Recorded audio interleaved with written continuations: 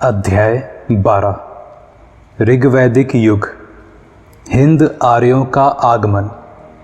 हिंद ईरानी, जिनमें हिंद आर्य और ईरानी शामिल हैं, मध्य एशिया के दो इलाकों से चले। पहले इलाके को पुरातात्विक दृष्टि से अंद्रोनोवो संस्कृति का क्षेत्र कहते हैं। अंद्रोनोवो संस्कृति द्वितीय सहस्त्राब्दी ईसा पूर्व में मध्य एशिया के लगभग समूचे भाग में फैली हुई थी। दूसरे इलाके को पुरातात्विक दृष्टि से बैक्ट्रिया मार्जियाना पुरातात्विक क्षेत्र BMAC अर्थात बैक्ट्रिया मार्जियाना आर्कियोलॉजिकल पुरातात्विक क्षेत्र कॉम्प्लेक्स कहते हैं और इसकी तिथि 1900 ईसा पूर्व से 1500 ईसा पूर्व के बीच आंकी जाती है। इस सांस्कृतिक क्षेत्र का विस्तार दक्षिणी मध्य एशिया में था। इस इलाके के अंदर बैक्ट्रिया अथवा अफगानिस्तान को लेते हुए बल्ख और तुर्कमेनिस्तान और उज्बेकिस्तान को लेते हुए मार्जियाना शामिल हैं। दक्षिणी उज्बेकिस्तान और उत्तरी अफ़गानिस्तान से उपलब्ध कुछ मिट्टी के बर्तन गंधार की मकबरा संस्कृति अर्थात गंधार ग्रेव कल्चर में प्राप्त मिट्टी के बर्तनों से मेल खाते हैं। अंद्रोनोवो संस्कृति में आर्यों के जीवन के सभी महत्वपूर्ण तत्व दिखते हैं। इनमें पशुपालन, घोड़ों का व्यापक इस्तेमाल, आरेदार पहिए, शवों को जलाने की प्रथा, फूस और लकड़ी से छाए हुए गड्ढे वाले घर तथा सोमपेय शामिल हैं। अतएव यह संस्कृति आद्य हिंद ईरानी मानी जाती है। यह संस्कृति आखिरकार ईरान और भारतीय उपमहादेश के उत्तरी भाग में फैल गई। लगभग 1500 ईसा पूर्व में बैक्ट्रिया मार्जियाना पुरातात्विक समूह में पालतू घोड़े, आरेदार पहियों के साथ रथ, शवों का आंशिक दहन और स्वस्तिक चिन्ह दिखते हैं। आधे दर्जन कब्रिस्तानों से पशुचारी लोगों की गतिविधि का संकेत मिलता है। बैक्ट्रिया मार्जियाना पुरातात्विक क्षेत्र में प्राक आर्यों के समय के आद्य नगर संस्कृति के अवशेषों से भी मालूम होता है कि जिन पशुचारी लोगों ने इस संस्कृति को क्षति पहुंचाई थी, वे इस इलाके से भारतीय उपमहादेश की सीमाओं की ओर गए। यही कारण है जिससे लगभग 1400 ईसा पूर्व से स्वात घाटी में घोड़ों के अवशेष और दाह कर्म वाले बहुत से कब्र मिले हैं। दक्षिणी मध्य एशिया के लगभग उसी समय के कुछ मिट्टी के बर्तन स्वात क्षेत्र से प्राप्त तत्कालीन मिट्टी के बर्तनों से मेल खाते हैं। जिन तीन इलाकों में बैक्ट्रिया मार्जियाना पुरातात्विक क्षेत्र फैला हुआ था, उनमें बैक्ट्रिया का उल्लेख भारतीय परंपराओं में पाते हैं। इसे वाहिलिक कहते हैं, जिसका अर्थ बाहरी देश होता है और जिसकी पहचान आधुनिक बल्ख से की जाती है। यद्यपि इस शब्द का उल्लेख ऋग्वेद में नहीं है, फिर भी यह उत्तर वैदिक मूल ग्रंथों में मिलता है। एक ऐसे ही मूल ग्रंथ में इसे राजा का नामांश बतलाया गया है। 4वीं शताब्दी के एक गुप्त कालीन अभिलेख में 7 नदियों को पार कर वाहलिक विजय का उल्लेख है। वास्तविक विजय भले ही नहीं हुई हो, लेकिन गुप्त काल में बैक्ट्रिया के अस्तित्व की जानकारी है। बाद के स्रोतों में पंजाब को वाहलिक माना जाता था और इसे प्राच्य अथवा पूर्वी भारत से अलग माना जाता था। बैक्ट्रिया में अफ़गानिस्तान का बड़ा भाग शामिल था, जिससे ऋग्वेद सुपरिचित था। इस देश में बहने वाली अनेक नदियों का इसमें उल्लेख है। आर्य भाषा भाषी अफ़गानिस्तान में बसने के लिए आए। इसका संकेत नदियों के आर्य नामों से मिलता है। इस देश का एक भाग अरय अथवा हरय कहलाता है, जिससे हरात की उत्पत्ति है। प्राचीनतम आर्य भाषा भाषी पूर्वी अफ़गानिस्तान, उत्तर पश्चिमी सीमांत प्रदेश, पंजाब और पश्चिमी उत्तर प्रदेश के सीमावर्ती स्थानों तक फैले हुए थे। अफ़गानिस्तान की कुछ नदियां जैसे कुबा नदी और सिंधु नदी तथा उसकी 5 शाखाएं ऋग्वेद में उल्लिखित हैं। सिंधु नदी, जिसकी पहचान अंग्रेजी के इंडस से की जाती है, आर्यों की विशिष्ट नदी है और इसका बारंबार उल्लेख होता है। दूसरी नदी सरस्वती ऋग्वेद में सबसे अच्छी नदी अर्थात नदीतम कही गई है। इसकी पहचान हरियाणा और राजस्थान में स्थित घग्गर हकरा की धारा से की जाती है, लेकिन इसके ऋग्वैदिक वर्णन से पता चलता है कि यह अवेस्ता में अंकित हरख्वती नदी है, जो आजकल दक्षिण अफ़गानिस्तान की हेलमंद नदी है। यहाँ से सरस्वती नाम भारत में स्थानांतरित किया गया। भारतीय उपमहादेश के अंतर्गत जहाँ आर्य भाषा भाषी पहल बसे, वह संपूर्ण क्षेत्र 7 नदियों का देश कहलाता है। ऋग्वेद से हम भारतीय आर्यों के बारे में जानते हैं।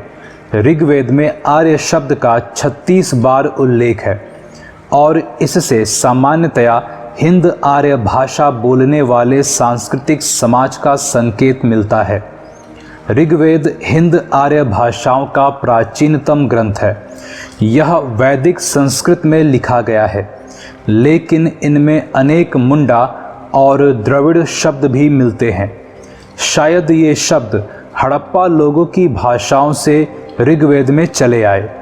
ऋग्वेद में अग्नि, इंद्र, मित्र, वरुण आदि देवताओं की स्तुतियाँ संग्रहित हैं, जिनकी रचना विभिन्न गोत्रों के ऋषियों और मंत्र स्रष्टाओं ने की है। इसमें 10 मंडल या भाग हैं, जिनमें मंडल 2 से 7 तक प्राचीनतम अंश हैं। प्रथम और दशम मंडल सबसे बाद में जोड़े गए मालूम होते हैं। ऋग्वेद की अनेक बातें अवेस्ता से मिलती हैं। अवेस्ता ईरानी भाषा का प्राचीनतम ग्रंथ है। दोनों ग्रंथों में बहुत से देवताओं और सामाजिक वर्गों के नाम भी समान हैं, पर हिंद यूरोपीय भाषा का सबसे पुराना नमूना इराक में पाए गए लगभग 2200 ईसा पूर्व के एक अभिलेख में मिला है। बाद में इस तरह के नमूने अनातोलिया (तुर्की) में 19वीं से 17वीं सदी ईसा पूर्व के हत्ती अभिलेखों में मिलते हैं। इराक में मिले लगभग 1600 ईसा पूर्व के कस्सी अभिलेखों में तथा सीरिया में मितानी अभिलेखों में आर्य नामों का उल्लेख मिलता है। उनसे पश्चिम एशिया में आर्य भाषा भाषियों की उपस्थिति का पता चलता है, लेकिन भारत में अभी तक इस तरह का कोई अभिलेख नहीं मिला है। भारत में आर्यजन कई खेपों में आए। सबसे पहले की खेप में जो आए वे हैं ऋग्वैदिक आर्य, जो इस उपमहादेश में 1500 ईसा पूर्व के आसपास दिखाई देते हैं। उनका दास, दस्यु आदि नाम के स्थानीय जनों से संघर्ष हुआ। चूँकि दास जनों का उल्लेख प्राचीन ईरानी साहित्य में भी मिलता है, इसलिए प्रतीत होता है कि वे पूर्ववर्ती आर्यों की ही एक शाखा में पढ़ते थे। ऋग्वेद में कहा गया है कि भरतवंश के राजा दिवोदास ने शंबर को हराया। यहाँ दास शब्द दिवोदास के नाम में लगता है। ऋग्वेद में जो दस्यु कहे गए हैं वे संभवतः इस देश के मूल निवासी थे और आर्यों के जिस राजा ने उन्हें पराजित किया था वह त्रसदस्यु कहलाया। वह राजा दासों के प्रति तो कोमल था, पर दस्युओं का परम शत्रु था। ऋग्वेद में दस्यु हत्या शब्द का बार बार उल्लेख मिलता है, पर दास हत्या का नहीं। दस्यु लोग शायद लिंग पूजक थे और दूध के लिए पशुपालन नहीं करते थे। जनजातीय संघर्ष। हम यह तो नहीं जानते कि आर्यों के शत्रुओं के हथियार कैसे थे, पर यह ज्ञात होता है कि इंद्र ने आर्यों के शत्रुओं को बार बार पराजित किया। ऋग्वेद में इंद्र को पुरंदर कहा गया है, जिसका अर्थ है दुर्गों को तोड़ने वाला।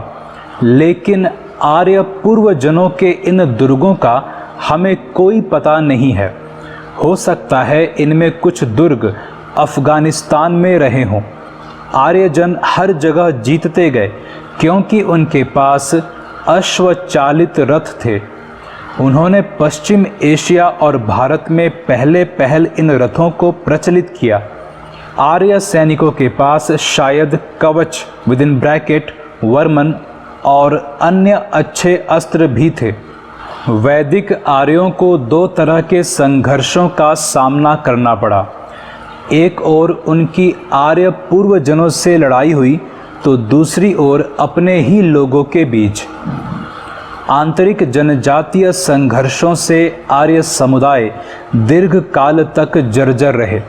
परंपरानुसार तो आर्यों के 5 कबीले अर्थात जन थे जिनका समुदाय पंचजन कहलाता था, लेकिन और भी जन रहे होंगे। ये जन आपस में लड़ते थे और कभी कभी इसके लिए आर्येतर जनों का भी सहारा लेते थे। भरत और त्रित्सु आर्यों के शासक वंश थे और पुरोहित वशिष्ठ दोनों वंशों के समर्थक थे। बाद में चलकर इस देश का नाम इसी भरत कुल के आधार पर भारतवर्ष पड़ा। इस कुल या कबीले का उल्लेख सबसे पहले ऋग्वेद में मिलता है। भरत राजवंश का 10 राजाओं के साथ विरोध था, जिनमें 5 आर्यजनों के प्रधान थे और शेष आर्येतर जनों के। भरत और 10 राजाओं के बीच जो लड़ाई लड़ी गई वह दशराज्य युद्ध के रूप में विदित है। यह युद्ध परुष्णी नदी के तट पर हुआ, जिसकी पहचान आज की रावी नदी से की जाती है। इसमें सुदास की जीत हुई और इस प्रकार भरतों की प्रभुता स्थापित हुई।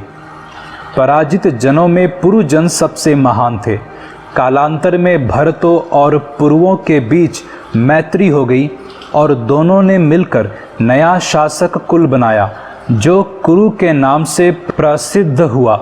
फिर कुरुजनों ने पंचालों के साथ मिलकर उच्च गंगा मैदान में अपना संयुक्त राज्य स्थापित किया। यहाँ कुरु पंचालों ने उत्तर वैदिक काल में बड़ा महत्व प्राप्त किया। भौतिक जीवन। ऋग्वैदिक आर्यों के भौतिक जीवन का कुछ आभास मिलता है।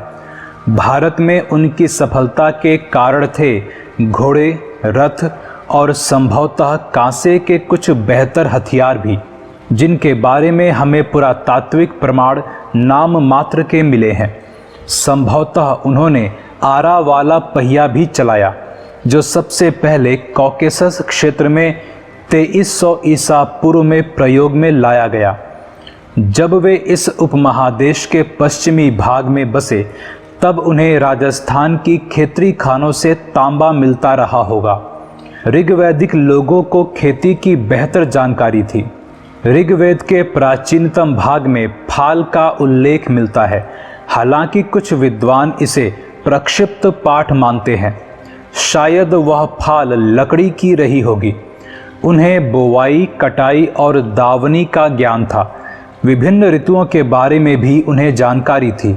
जहाँ वैदिक जन बसे थे उन प्रदेशों के आर्य पूर्वजनों को भी खेती का अच्छा ज्ञान था, पर खेती का उपयोग शायद चारा पैदा करने के लिए अधिक हुआ।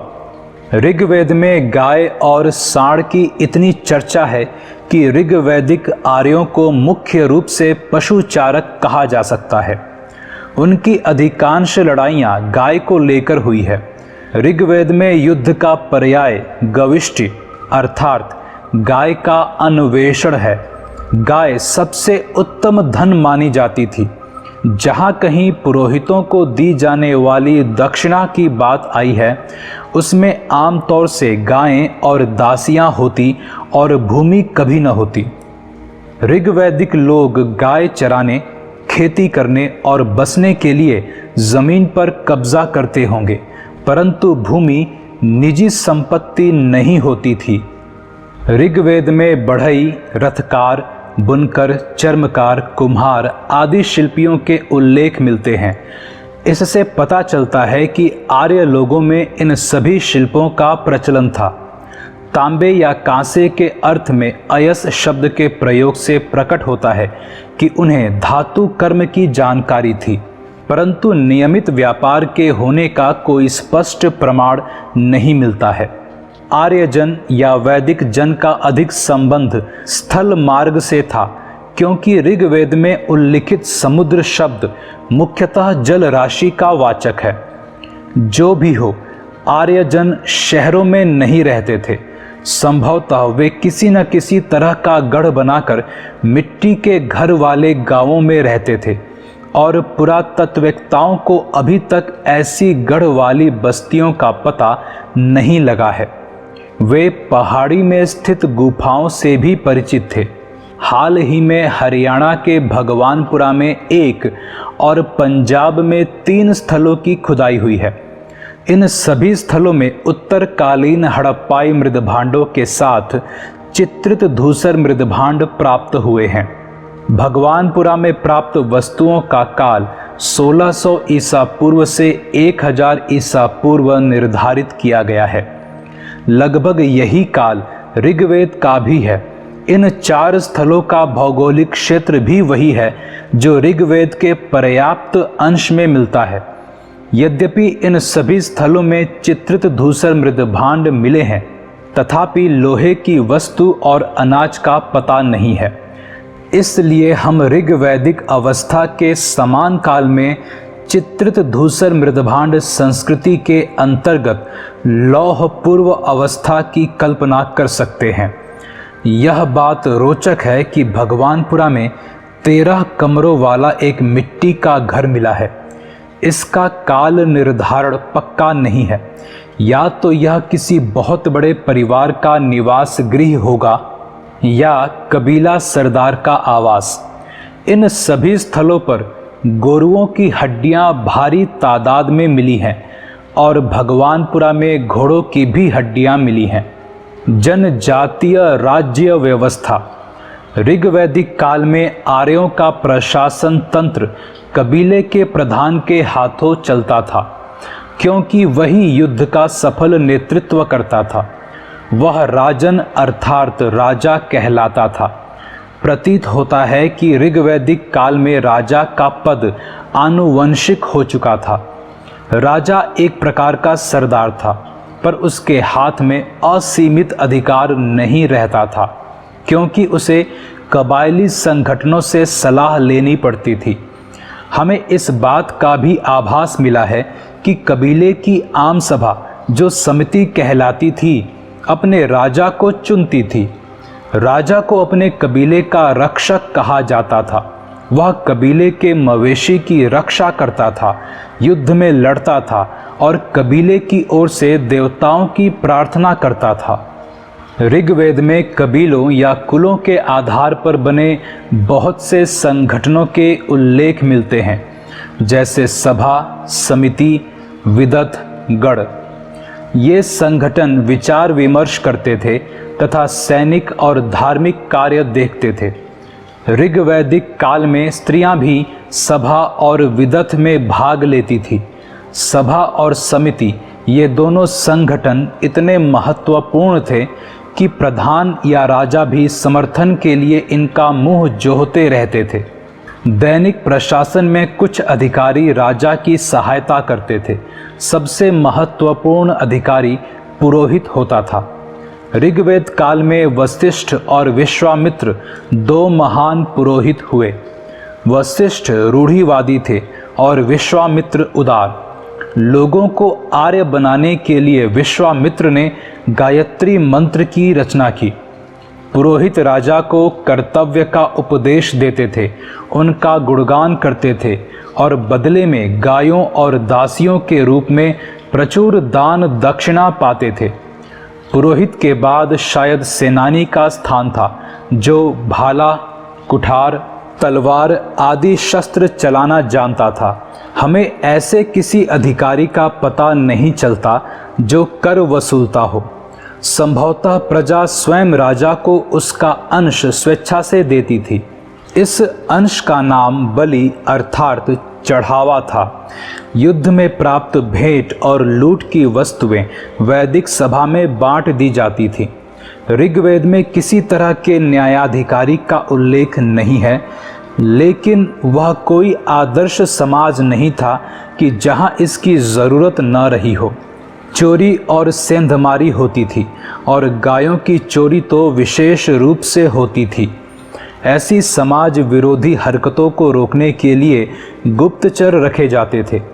अधिकारियों के पदनामों से नहीं लगता कि वे भूभाग पर शासन करते थे, फिर भी लगता है कि अधिकारी क्षेत्रों से जुड़े थे।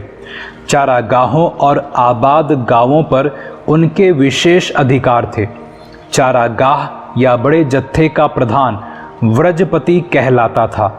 वही परिवारों के प्रधानों को, जो कुलपा कहलाते थे, अथवा लड़ाकू दलों के प्रधानों को, जो ग्रामणी कहलाते थे, साथ करके युद्ध में ले जाता था। आरंभ में ग्रामणी छोटी सी कबायली लड़ाकू टोली का मुखिया होता था, पर बाद में जब ऐसी टोली स्थिरवासी हो गई तब ग्रामणी सारे गांव का मुखिया हो गया और कालांतर में वही व्रजपति बन गया। राजा कोई नियमित या स्थायी सेना नहीं रखता था, लेकिन युद्ध के समय स्वजनों की सेना अर्थात मिलिशिया संगठित कर लेता था। व्रात, गढ़, ग्राम और सर्द नाम से विदित विभिन्न कबायली टोलियां लड़ाई लड़ती थीं। कुल मिलाकर यह कबायली ढंग का शासन था, जिसमें सैनिक तत्व प्रबल होता था। नगरीय शासन या प्रादेशिक प्रशासन जम नहीं पा रहा था, क्योंकि लोग निरंतर स्थान बदलते और फैलते जाते थे। कबीला और परिवार सामाजिक संगठन का आधार गोत्र या जन्म मूलक संबंध था, जैसा कि कई ऋग्वैदिक राजाओं के नामों से ज्ञात होता है। व्यक्ति की पहचान उसके कुल या गोत्र से होती थी। लोगों की सबसे अधिक आस्था अपने अपने कबीले के प्रति रहती थी, जिसे जन कहा जाता था। एक पुरानी ऋचा में 2 जनों की संयुक्त युद्ध क्षमता 21 बताई गई है। इससे लक्षित होता है कि किसी जन में सदस्यों की संख्या कुल मिलाकर 100 से अधिक नहीं रहती होगी। ऋग्वेद में जन शब्द का उल्लेख लगभग 275 बार हुआ है, पर जनपद अर्थात राज्य क्षेत्र शब्द एक बार भी नहीं आया है। लोग कबीले के अंग थे, क्योंकि उन दिनों राज्य क्षेत्र या राज्य स्थापित नहीं हो पाया था। ऋग्वेद में दूसरा महत्वपूर्ण शब्द जो कबीले के अर्थ में मिलता है वह है विश। इसका अनुवाद गोत्र या क्लैन भी किया जा सकता है। ऋग्वेद में इसका उल्लेख 170 बार हुआ है। संभवतः विश को लड़ाई के उद्देश्य से ग्राम नामक टोलियों में बांटा गया था। उस समय ग्राम से स्वजनों के छोटे समूह का बोध होता था। जब ये ग्राम आपस में टकरा जाते थे तो संग्राम या युद्ध हो जाता था। वैश्य नामक बहुसंख्यक वर्ण का उदय इसी विश या कबायली जनसमूह से हुआ है। ऋग्वेद में परिवारवाचक कुल शब्द का प्रयोग विरल है। इसमें केवल माता, पिता, पुत्र, दास आदि ही नहीं आते थे, बल्कि और भी लोग आते थे। प्रतीत होता है कि आरंभिक वैदिक अवस्था में परिवार के अर्थ में गृह शब्द था, जो ऋग्वेद में बार बार आया है। प्राचीनतम हिंद यूरोपीय भाषाओं में पोते, नाती, भांजे, भतीजे आदि सबके लिए एक ही शब्द था। इसका अर्थ हुआ कि पृथक कुटुंबों की स्थापना की दिशा में पारिवारिक संबंधों का विभेदीकरण बहुत अधिक नहीं हुआ था और कुटुंब एक बड़ी सम्मिलित इकाई था। रोमन समाज की तरह यह पितृतंत्रात्मक परिवार था, जिसमें पिता मुखिया होता था। जान पड़ता है कि परिवार की अनेक पीढ़ियां एक घर में साथ साथ रहती थी। निरंतर युद्ध में लगे पितृतंत्रात्मक समाज में लोग हमेशा वीर पुत्रों की प्राप्ति के लिए देवता से प्रार्थना करते थे।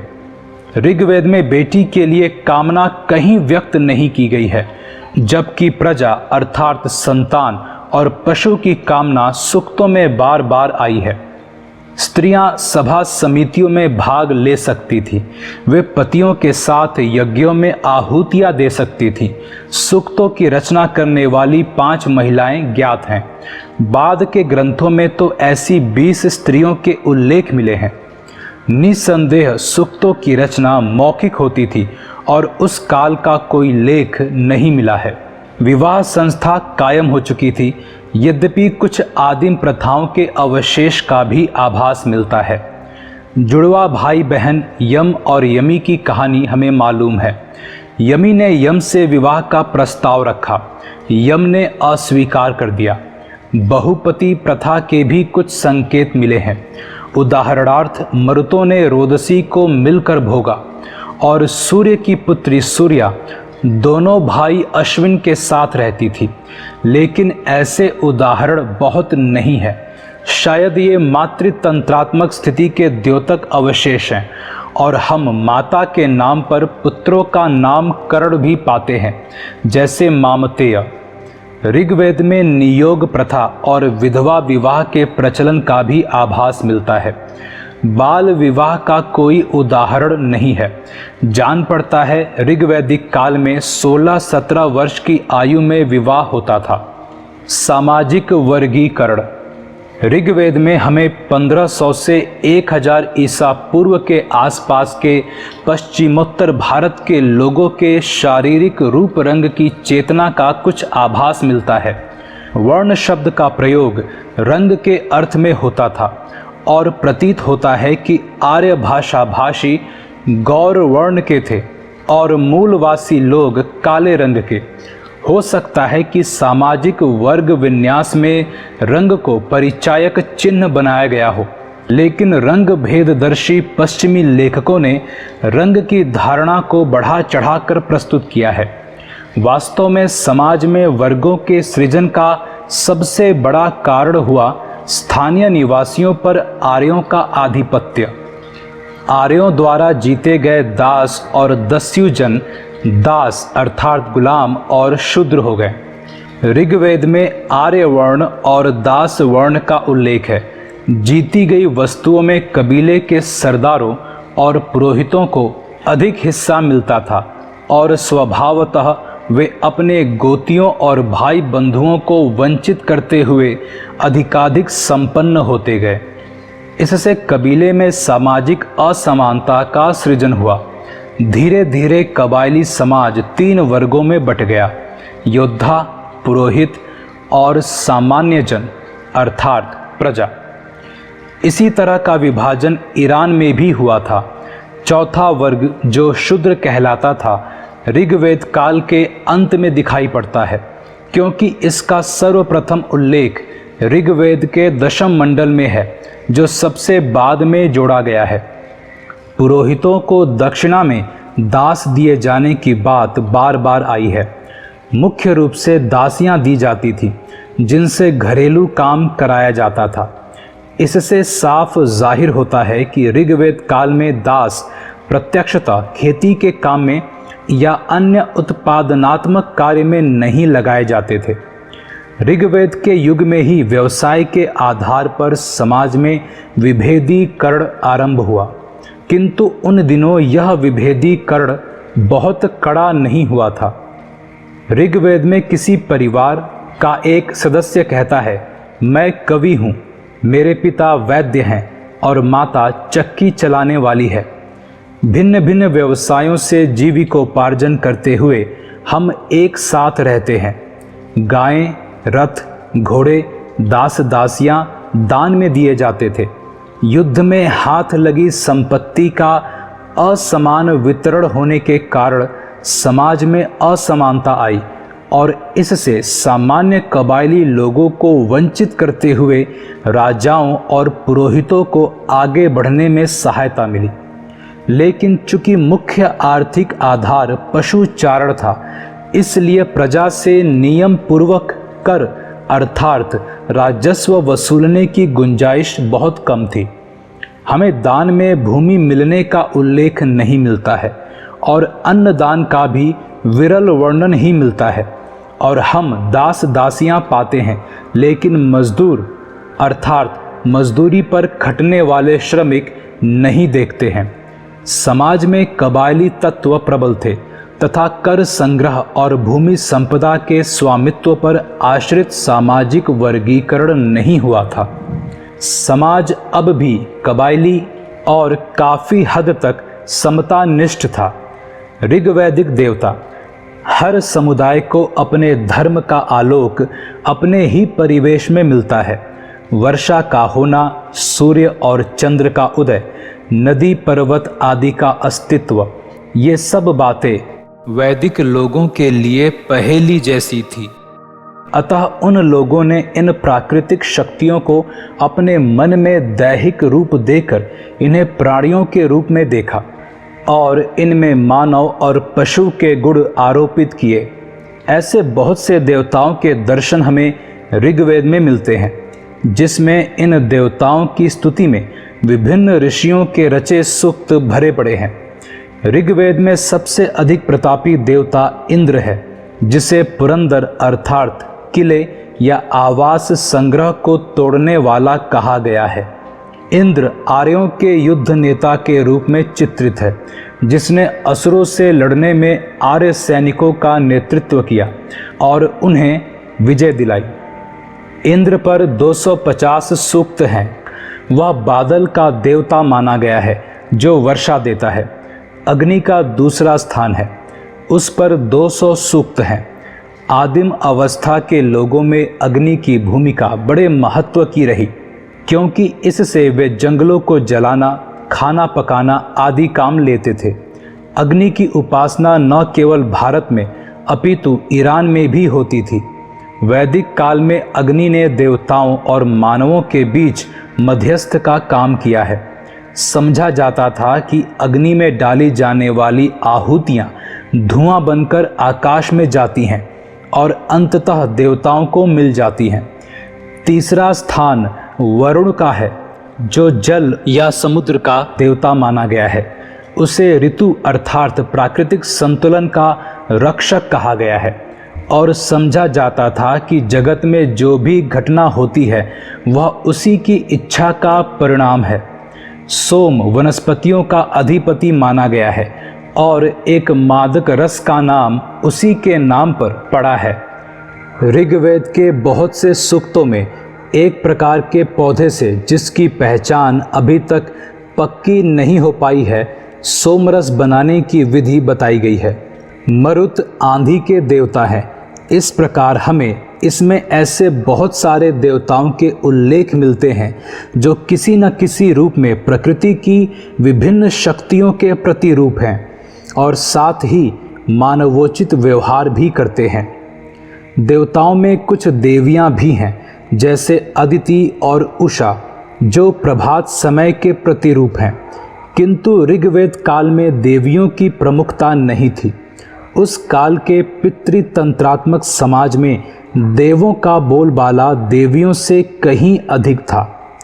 देवताओं की उपासना की मुख्य रीति थी स्तुति पाठ करना और यज्ञ बलि अर्थात चढ़ावा अर्पित करना। ऋग्वैदिक काल में स्तुति पाठ पर अधिक जोर था। स्तुति पाठ सामूहिक भी होता था और अलग अलग भी। सामान्यतः हर कबीले या गोत्र का अपना अलग देवता होता था। लगता है कि स्तुति पाठ कबीले या गोत्र भर के लोग समवेत स्वर में करते थे। यज्ञाहुतियों में भी यही बात होती थी।